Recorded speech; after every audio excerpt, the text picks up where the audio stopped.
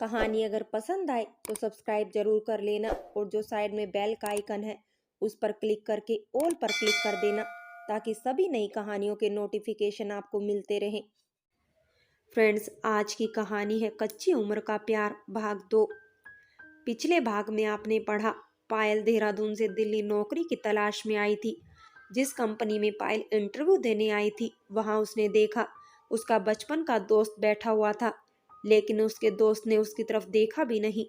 एक दिन कंपनी की मालकिन पायल को अभिषेक के साथ वृंदावन जाने के लिए कहती है क्योंकि उसका बेटा विदेश से अपने दोस्तों के साथ आ रहा था। अभिषेक और पायल वृंदावन के लिए निकलते हैं, लेकिन रास्ते में अभिषेक पायल को गले से लगा लेता है, जिसकी वजह से पायल बहुत भावुक हो जाती है, लेकिन अभिषेक को कहती है प्लीज आप मुझसे दूर रहें। अब आगे अगर आपको मैडम और मुझ में से किसी एक को चुनना हो तो आप मैडम को ही चुनेंगे। मैं किसी गलत फहमी में नहीं जीना चाहती हूँ। आप चुपचाप कार चलाइए। अभिषेक ने कहा मेरी बात तो सुनो परी। पायल ने कहा आप चुप हो रहे हैं या नहीं? यदि नहीं तो मुझे कार से उतर जाने दीजिए, मैं बस से वृंदावन आ जाऊंगी। अभिषेक ने फिर कुछ भी नहीं बोला और चुपचाप कार चलाता रहा। करीब 2 घंटे बाद वह वृंदावन के बंगले में पहुंच गए।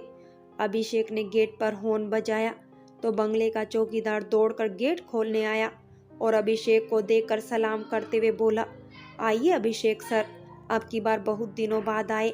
अभिषेक ने कहा हाँ राम दिन, ऑफिस में काम ज्यादा था इसलिए समय ही नहीं मिला। तुम सुनाओ कैसे हो और तुम्हारी बेटी शालिनी कैसी है? रामदीन ने कहा सर आपकी कृपा से सब ठीक है। अब वह स्कूल भी जाने लगी है और थोड़ा थोड़ा पढ़ने भी लगी है। आप उस समय मेरी सहायता नहीं करते तो मैं शालिनी को खो देता। अभिषेक ने कहा मेरी क्या, सब भगवान की कृपा है। अब यहाँ गेट पर ही खड़ा रखोगे क्या? रामदीन बंगले का दरवाजा खोलता है और कहता है आप लोग आराम कीजिए, मैं कांताबाई को बुला कर लाता हूँ। कांताबाई इस बंगले की केयर टेकर है। अभिषेक सोफे पर बैठ गया और पायल बंगले की सजावट देखने लगी। सजावट ने उसे अपने घर की याद दिला दी, जहां से उसे वह लड़की होने के कारण अनाथालय में छोड़ दिया गया था। यादों का एक रेला आया और पायल उसमें बह गई। उसके पापा एक ऐसे परिवार में रहते थे जहां लड़की होना अभिशाप माना जाता था, क्योंकि लड़की के विवाह के समय लड़के वालों के सामने झुकना पड़ता था, जो उनकी शान के खिलाफ था। उन्होंने उसे गर्भ में ही मरवाना चाहा, लेकिन डॉक्टर साहब ने झूठ बोलकर बचा लिया कि गर्भ में जो शिशु है लड़का है। जब वह हुई तो घर में मातम भरी खामोशी पसर गई और दाई ने उसे मारने की कोशिश की, लेकिन पायल की किस्मत ने उसे फिर बचा लिया।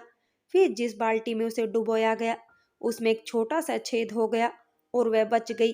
बाद में पता चला कि वह छेद मौसी ने किया था ताकि पायल को बचाया जा सके। मौसी जी उसे अपने घर ले गई। 4 साल बाद मौसी की मौत एक कार एक्सीडेंट में हो गई और मौसा जी ने उसे वापस उसके घर भेज दिया, क्योंकि वह इतनी छोटी बच्ची की जिम्मेदारी नहीं लेना चाहते थे। पापा ने उसे पुनः मारने की कोशिश की, लेकिन वह असफल रहे।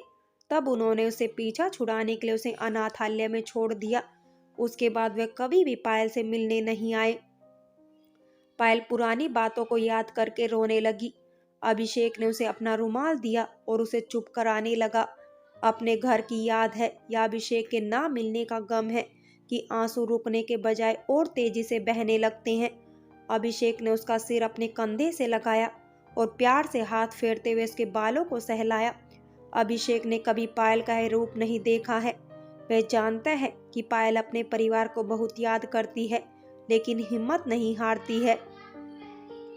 वह उसे एक मजबूत चट्टान समझता था जो कभी भी नहीं टूट सकती है, लेकिन आज उसे इस तरह फूट फूट कर रोते देखा तो उसे लगा उसे भी किसी सहारे की जरूरत है। सच्चे आंसुओं में बहुत ताकत होती है, वह कठोर से कठोर दिल को भी पिघला सकते हैं। फिर अभिषेक तो एक कोमल दिल का युवक है। वह इतनी कोमलता से पायल को सहला रहा है जैसे वह कोई बेशकीमती और कोमल वस्तु हो जो हल्के से दबाव से भी टूट सकती है। अभिषेक ने उसे बाहों के घेरे में ले लिया और वह बहुत ही संतुष्ट नजर आ रहा है। फिर क्या कारण है जो वह पायल के प्यार का जवाब प्यार से नहीं दे रहा है?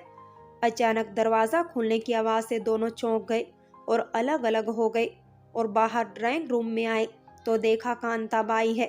कांताबाई ने पूछा, अभिषेक सर आप कब आए? पहले खबर कर देते तो आपके लिए खाने की तैयारी करके रखती। अभिषेक ने कहा, कोई बात नहीं, परसों विक्रम सर और उनके कुछ दोस्त आ रहे हैं, उन्हीं के ठहरने की व्यवस्था करना है। तुम साफ सफाई की व्यवस्था करवाओ। और पायल, आप पूरे बंगले को अच्छी तरह से देख लीजिए और आवश्यक सामग्री की लिस्ट बना दीजिए, मैं बाजार से ले आता हूँ। पायल लिस्ट बनाकर अभिषेक को देती है और अभिषेक सामान लाने बाजार चला जाता है। पायल सोचती है, भगवान ने उसकी कैसी किस्मत लिखी है।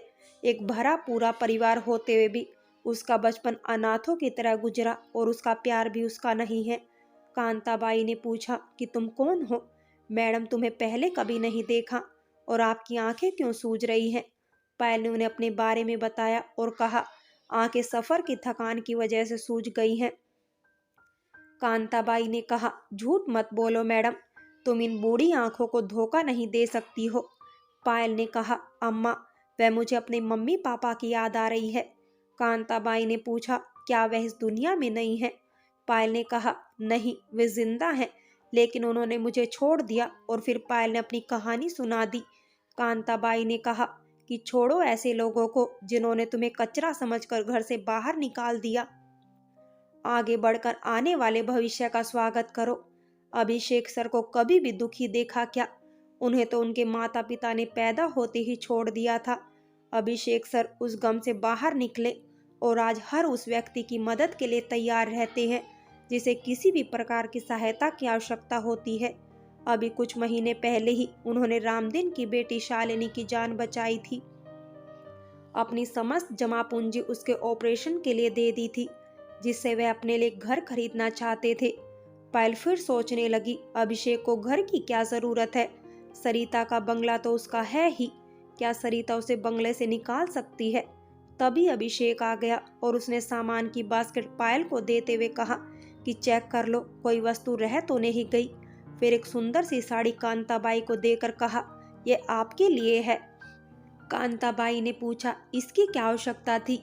अभिषेक ने कहा, क्या एक बेटा अपनी माँ को बिना आवश्यकता के कुछ नहीं दे सकता? और वैसे भी अम्मा, होली के दिन आपका जन्मदिन है, यह उसी का उपहार है। कांताबाई भावुक हो गई और उसकी आंखों से आंसू बहने लगे। उन्होंने अभिषेक को गले से लगा लिया और कहा, तुम्हें मुझ गरीब का जन्मदिन याद है?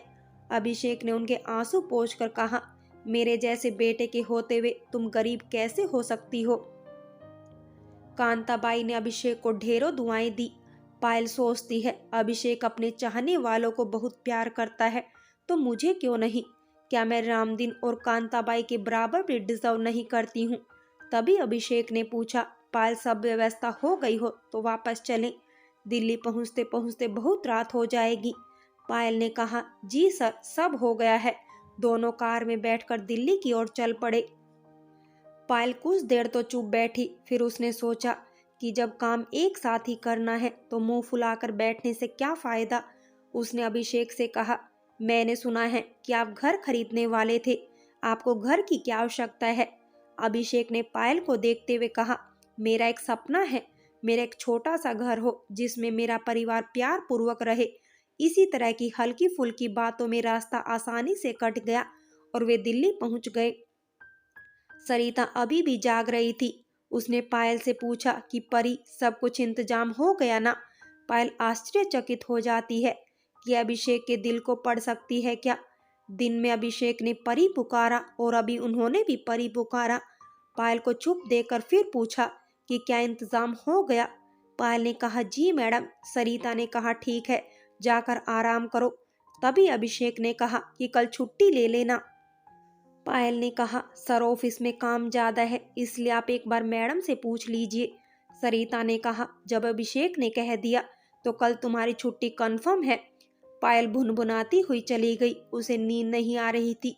तभी उसे बंगले के बेडरूम की लाइट जलती हुई दिखी और वह चुपचाप उस बेडरूम की खिड़की पर गई और उसने चुपके से अंदर झांका तो देखा सरिता कुर्सी पर बैठी हुई है और अभिषेक उसके पैरों के पास बैठा हुआ है। अभिषेक का सिर सरिता की गोद में रखा हुआ है और वह बड़े प्यार से अभिषेक के सिर पर हाथ फेरते हुए उसके बालों को सहला रही है। पायल की काटो तो खून नहीं वाली स्थिति हो जाती है। उसका सिर चकराने लगता है और वह आकर पलंग पर धम से गिर जाती है और जोर जोर से रोने लगती है। आज उसने सरिता और अभिषेक को एक साथ देख लिया। उसे नहीं पता कि उसके प्यार का क्या भविष्य होगा। पूरी रात रोते बिलखते हुए गुजर गई। सुबह सुबह उसकी आंख लग जाती है और वह सपना देखती है। अभिषेक और सरिता हाथों में हाथ डाले गाना गा रहे हैं और डांस कर रहे हैं। वह जोर जोर से नहीं नहीं चिल्लाने लगी और उठकर बैठ गई। वह पूरी तरह से पसीने में लथपथ हो गई। उसका मन बहुत विचलित हो जाता है और सिर में भी बहुत दर्द हो रहा है। वह जैसे तैसे हिम्मत करके उठती है और अपने लिए कॉफी बनाती है। तभी उसे दरवाजे पर हलचल महसूस होती है। वह उठकर दरवाजे की तरफ जाती है। वहां एक पेपर पड़ा मिला जिस पर अभिषेक की हैंडराइटिंग में लिखा है, जल्दी से तैयार होकर मुझे मॉल में मिलो, मैं तुम्हारा इंतजार करूंगा। पायल पहले तो बहुत भुनभुनाई कि रात को मैडम चाहिए और सुबह मेरी याद आ गई। मुझे क्या टाइम पास वाली मूंगफली समझ रखा है। जब मैडम साथ ना हो तो मुझसे काम चला ले। मैं नहीं जा रही हूँ। फिर कुछ देर बाद सोचने लगी, क्या पता उसे मुझे कोई जरूरी काम हो। मुझे जाना चाहिए। वह तैयार होकर मॉल पहुंची। अभिषेक उसका इंतजार कर रहा था। उसने मूवी की टिकट ले रखी थी। पायल ने कहा कि अगर मैं नहीं आती तो इन टिकट का तुम क्या करते। अभिषेक ने कहा, मुझे विश्वास था कि तुम यहाँ जरूर आओगी। दोनों ने मूवी देखी और उसके बाद लंच किया। उसके बाद अभिषेक ने टैक्सी करके पायल को पहले भेज दिया और बाद में कार से आया। पायल को अपने आप पर बहुत गुस्सा आया कि यह क्या पागलपन है। पायल, तू जानती है ना अभिषेक तेरा कभी भी नहीं हो सकता, फिर भी उसके एक इशारे पर बिक जाती है। तूने कल रात ही अभिषेक और सरिता को एक साथ में देखा था और आज भूल गई। तुझे अभिषेक को भूलना ही होगा। मैं अभिषेक को इस तरह अपनी भावनाओं के साथ खिलवाड़ करने नहीं दे सकती हूँ। वह बंगले पर पहुंची तो जैसे वहां भूचाल आ गया हो। सारी वस्तुएं इधर उधर बिखरी पड़ी हैं और कांच का सजावटी सामान टूटा हुआ है। सरिता रोए जा रही है और उनकी सूजी हुई आंखों से पता चलता है कि वह कई घंटों से रो रही है। पायल अभिषेक के पास जाने का सोच ही रही थी कि तभी अभिषेक आ जाता है और सरिता से पूछता है कि क्या हुआ मैडम। सरिता अभिषेक के पास आकर उसे तड़ातड़ मारने लगती है। अभिषेक ने उन्हें रोकने की कोई कोशिश नहीं की। वह सिर्फ यह पूछता रहा कि आखिर बात क्या है। इस तरह मारने से आपके हाथों में चोट आ जाएगी। जब सरिता मारते मारते थक गई तो उसने पूछा कि मैंने तुम्हें वृंदावन इश्क लड़ाने के लिए भेजा था क्या। अभिषेक ने कहा, नहीं मैडम, आपको किसी ने गलत सूचना दी है। फ्रेंड्स, बाकी की कहानी अगले भाग में देखें।